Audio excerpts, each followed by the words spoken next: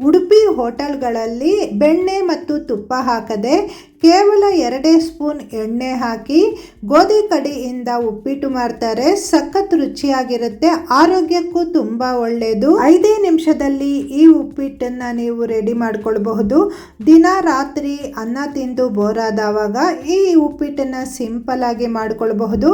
Hi friends, ಎಲ್ಲರಿಗೂ ನಮಸ್ಕಾರ. KR ಚಾನಲ್ಗೆ ಸ್ವಾಗತ. ನಾನು ನಿಮ್ಮ ರೂಪ. ಈ ಉಪ್ಪಿಟ್ಟು ಮಾಡೋಕ್ಕೆ ದಪ್ಪವಾದ ಬಾಣಲಿ ತಗೊಳ್ಳಿ.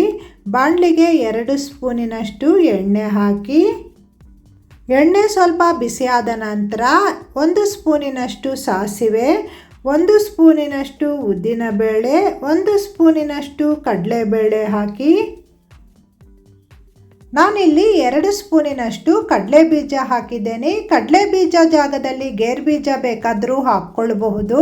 ಹಾಗೆ ಸ್ವಲ್ಪ ಕರಿಬೇವನ್ನು ಹಾಕಿ ಇದನ್ನು ಲೈಟಾಗಿ ಹುರಿಬೇಕು. ಇದನ್ನು ಈ ರೀತಿ ಸ್ವಲ್ಪ ಲೈಟಾಗಿ ಫ್ರೈ ಮಾಡಿದ ನಂತರ ಇದಕ್ಕೆ ಕಟ್ ಮಾಡಿರುವಂತಹ 2 ಈರುಳ್ಳಿ ಹಾಗೆ 5 ಹಸಿಮೆಣಸನ್ನು ಸೇರಿಸ್ತಾ ಇದ್ದೀನಿ. ಈ ಉಪ್ಪಿಟ್ಟು ಆರೋಗ್ಯಕ್ಕೆ ತುಂಬ ಒಳ್ಳೆಯದು. ಈ ಉಪ್ಪಿಟ್ಟಿಗೆ ನೀವು ತರಕಾರಿ ಬೇಕಾದರೂ ಹಾಕ್ಕೊಳ್ಬಹುದು. ಕ್ಯಾರೆಟ್ ಹಾಕಬಹುದು, ಕ್ಯಾಪ್ಸಿಕಮ್ ಹಾಕಬಹುದು, ಬೀನ್ಸ್ ಬೇಕಾದರೂ ಹಾಕ್ಕೊಳ್ಬಹುದು. ಈರುಳ್ಳಿಗೆ 1/4 ಸ್ಪೂನಿನಷ್ಟು ಅರಸಿನ ಪುಡಿ ಹಾಕಿ ಇದನ್ನು ಮತ್ತೆ ಹುರಿಬೇಕು. ಈರುಳ್ಳಿ ಸ್ವಲ್ಪ ಫ್ರೈ ಆದರೆ ಸಾಕಾಗುತ್ತೆ, ಇದನ್ನು ಹೆಚ್ಚು ಫ್ರೈ ಮಾಡುವ ಅವಶ್ಯಕತೆ ಇಲ್ಲ. ಇದನ್ನು ಈ ರೀತಿ ಸ್ವಲ್ಪ ಹುರಿದ ನಂತರ ಇದಕ್ಕೆ ರವೆ ಸೇರಿಸ್ತಾ ಇದ್ದೀನಿ. ನಾನಿಲ್ಲಿ ಗೋಧಿ ಕಡಿ ರವೆ ಹಾಕಿದ್ದೀನಿ, ಬನ್ಸಿ ರವೆ ಅಂತಲೂ ಇದನ್ನು ಕರೀತಾರೆ. ಈ ರವೆಯಲ್ಲಿ ದೊಡ್ಡ ಸೈಜ್ ರವೆನೂ ಇರುತ್ತೆ, ಸಣ್ಣ ಸೈಜ್ ರವೆನೂ ಇರುತ್ತೆ. ನಾನಿಲ್ಲಿ ಸಣ್ಣ ಸೈಜ್ ರವೆನ ತಗೊಂಡಿದ್ದೀನಿ. ಹಾಗೆ 3/4 ಗ್ಲಾಸಿನಷ್ಟು ರವೆ ಹಾಕಿದ್ದೀನಿ. ರವೆ ಹಾಕಿದ ನಂತರ ಇದನ್ನು ಈ ರೀತಿ ಚೆನ್ನಾಗಿ ಹುರಿಬೇಕು. ರವೆನ ಈ ರೀತಿ ಚೆನ್ನಾಗಿ ಹುರಿಬೇಕಾದ್ರೆ ರವೆ ಘಮ್ ಅಂತ ಪರಿಮಳ ಬರುತ್ತೆ, ಅಷ್ಟರ ತನಕ ರವೆನ ಹುರಿಬೇಕಾಗುತ್ತೆ.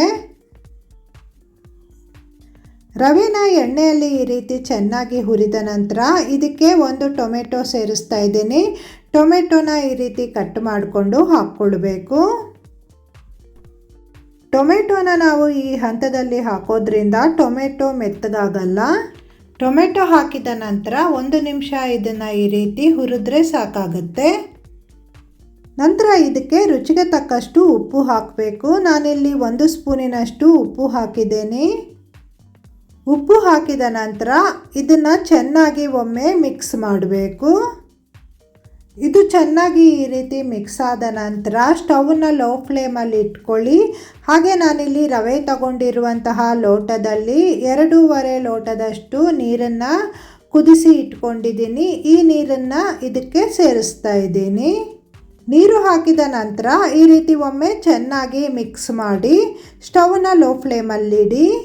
ಗೋಧಿ ರವೆ ಉಪ್ಪಿಟ್ಟಿಗೆ ನೀರು ಸ್ವಲ್ಪ ಜಾಸ್ತಿನೇ ಹಾಕಬೇಕಾಗತ್ತೆ, ಅದಕ್ಕೆ ನಾನು 2.5 ಲೋಟದಷ್ಟು ನೀರನ್ನು ಹಾಕಿದ್ದೇನೆ.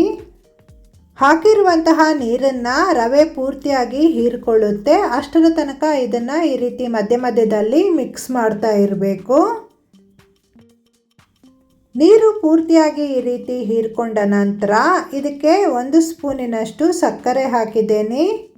ಹೋಟೆಲ್ಗಳಲ್ಲಿ ಉಪ್ಪಿಟ್ಟಿಗೆ ಸಕ್ಕರೆ ಹಾಕ್ತಾರೆ. ಸಕ್ಕರೆ ಇಷ್ಟ ಇಲ್ಲದೆ ಇರುವವರು ಸ್ಕಿಪ್ ಮಾಡಿಕೊಳ್ಳಬಹುದು. ಹಾಗೆ 1/4 ಕಪ್ಪಿನಷ್ಟು ಕಾಯಿ ತುರಿ ಹಾಕಿ ಇದನ್ನು ಇನ್ನೊಮ್ಮೆ ಚೆನ್ನಾಗಿ ಮಿಕ್ಸ್ ಮಾಡಬೇಕು.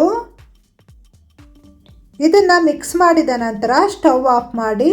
ಸ್ಟವ್ ಆಫ್ ಮಾಡಿದ ನಂತರ ಇದಕ್ಕೆ 1/2 ಹೋಳಿನಷ್ಟು ನಿಂಬೆ ರಸ ಸೇರಿಸಿ, ನಿಂಬೆ ರಸ ಹಾಕಿದ ನಂತರ ಇದನ್ನು ಇನ್ನೊಮ್ಮೆ ಈ ರೀತಿ ಚೆನ್ನಾಗಿ ಮಿಕ್ಸ್ ಮಾಡಿದ್ರೆ ರುಚಿಕರವಾದ ಗೋಧಿ ಕಡಿ ಉಪ್ಪಿಟ್ಟು ರೆಡಿ ಆಗುತ್ತೆ. ತುಂಬ ಸುಲಭವಾಗಿ ಮಾಡಿಕೊಳ್ಳಬಹುದು, ಹಾಗೆ ತುಂಬ ರುಚಿಯಾಗಿರುತ್ತೆ.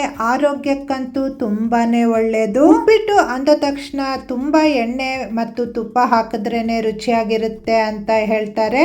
ಈ ರೀತಿ ನೀವು ಮಾಡಿ ನೋಡಿ, ನೋಡ್ತಿದ್ರೇ ನಿಮಗೆ ಗೊತ್ತಾಗಿರಬಹುದು. ಉಪ್ಪಿಟ್ಟು ತುಂಬ ಸಾಫ್ಟಾಗಿ ಬಾಯಲ್ಲಿ ಇಟ್ಟ ತಕ್ಷಣ ಕರಗ್ತಾ ಇದೆ. ತುಂಬ ರುಚಿಯಾಗಿ ಬರುತ್ತೆ. ನೀವು ಟ್ರೈ ಮಾಡಿ ನೋಡಿ ಹೇಗಾಗಿದೆ ಅಂತ ನನಗೆ ಕಮೆಂಟ್ ಮೂಲಕ ತಿಳಿಸಿ. ವಿಡಿಯೋಗೊಂದು ಲೈಕ್ ಕೊಡಿ, ಶೇರ್ ಮಾಡಿ. ವಿಡಿಯೋ ನೋಡಿದ ನಿಮಗೆಲ್ಲರಿಗೂ ಧನ್ಯವಾದಗಳು. ಇನ್ನೊಂದು ಒಳ್ಳೆಯ ವಿಡಿಯೋದೊಂದಿಗೆ ನಿಮ್ಮನ್ನು ಭೇಟಿ ಆಗ್ತೀನಿ. Bye friends.